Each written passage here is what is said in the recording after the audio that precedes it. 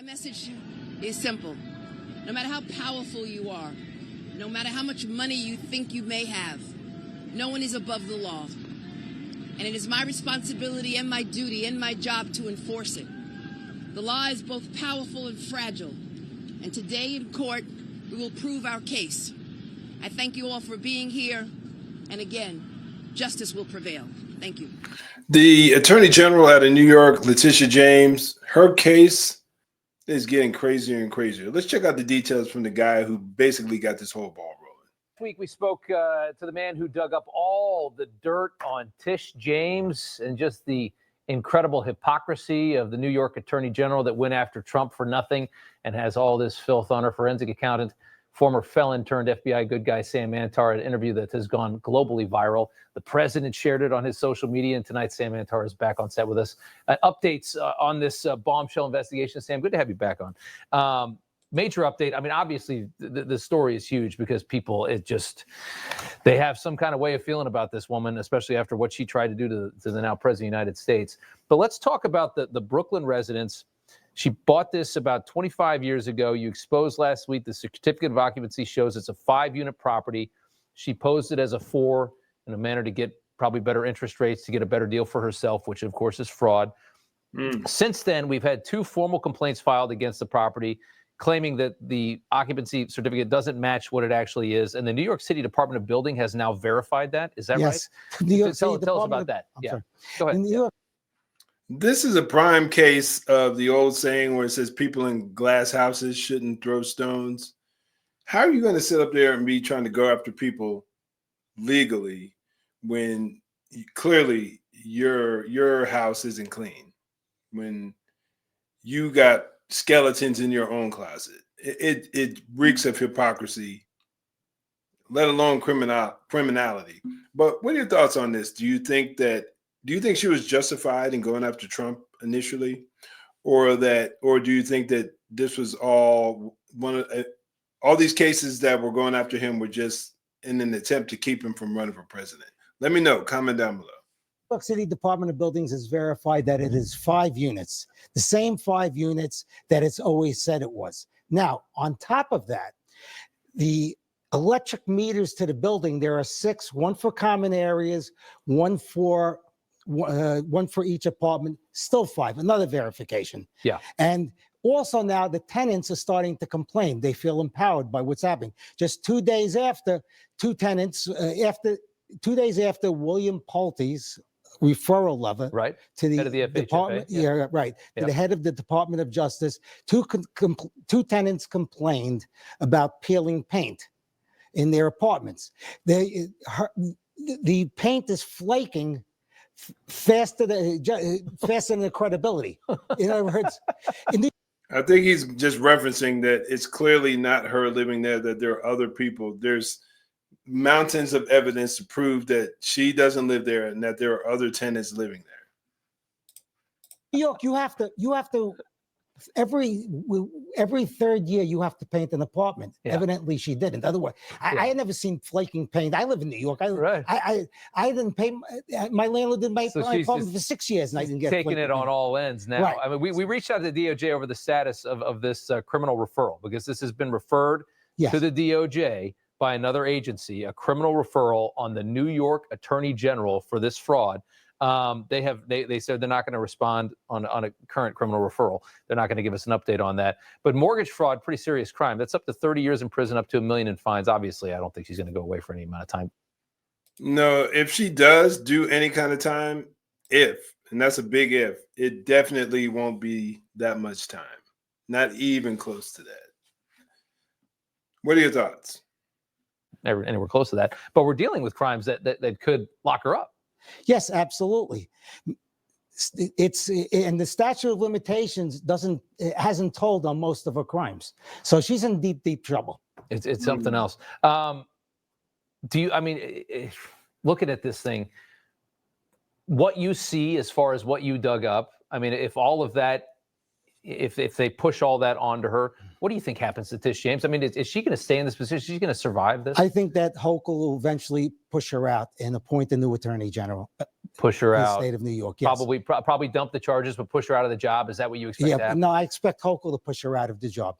Yeah. Because Hochul's got to distance herself from her. See, here's the problem. The problem with Tish James is it's a 40-year pattern. It's Yeah. not a one-off. It's not a gotcha where, oh, you made one mistake or whatever.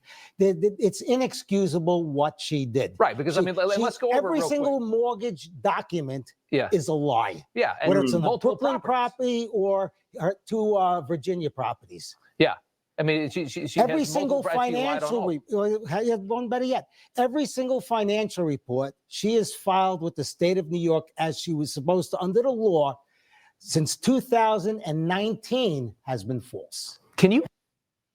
Man, I honestly wonder whether anything will happen to her. Honestly, that's just my skepticism. I can't help but be a little skeptical, especially in a very progressive, very liberal city, New York City, state like New York. What'll probably end up happening to her, this is just my guess, she'll probably be forced to step down, get some kind of fine or penalty, and then she'll end up on MSNBC or CNN somewhere as a commentator. That's what I think will happen to her, getting paid a nice little salary. But you never know.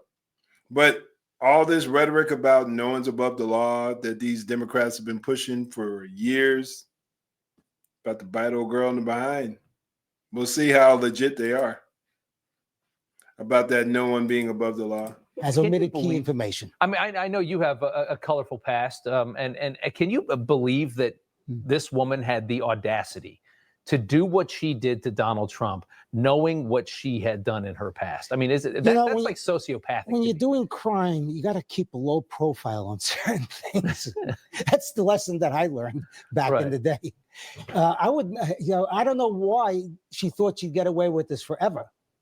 The better question is why wasn't it caught 10 years ago, 15 years ago, etc.? Yeah. Why is it coming out today? Well, I think it's coming out today because she went to the ends of the earth to try and manufacture a crime out of something that every developer in New York does. I only started following her by accident. Yeah. I was doing other New York City politicians, and she was just on the list. She was, and that's how it happened. That's how it happened. It didn't have anything to do with what she threw at Trump? No, I had that. You just like digging into these things. No offense. I'm a Democrat, okay? Yeah.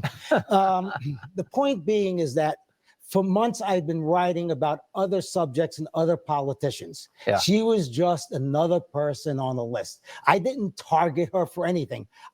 She was just part of a long process of forensic accounting, examining the finances of New York. That's amazing. Yeah, that's the more I see it, the more I hear about it, it's wilder it gets. And the fact that this guy was a Democrat as well, it doesn't seem as if he had any motive other than this is just his job, a forensic accountant. He's a former criminal. Now he investigates. I think the reason why she did what she did was because they honestly believed that they were going to do everything in their power to make sure Trump would never be president again so that their dirt, she could get away with it. Yeah, let me just share this with you here real quick. One of my favorite books in the Bible, the book of Proverbs, where we deal with what has come to be known as the 7 deadly sins. Verse 16, these 6 things the Lord hates. Yes, 7 are an abomination to him. A proud look, a lying tongue, hands that shed innocent blood, a heart that devises wicked plans, feet that are swift in running to evil, a false witness who speaks lies, and one who sows discord amongst the brethren. I think that one's pretty self-explanatory, y'all. In particularly the lying lips and a heart that devises wicked plans.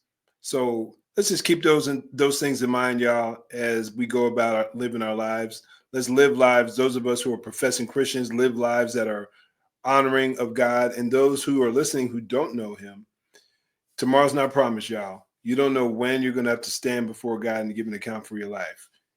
So I implore to you, repent and believe, y'all. It seems to me the Lord had a completely different plan, threw a monkey wrench in their whole diabolical plans. The man sitting up there in the White House, and now the rabbit's got the gun.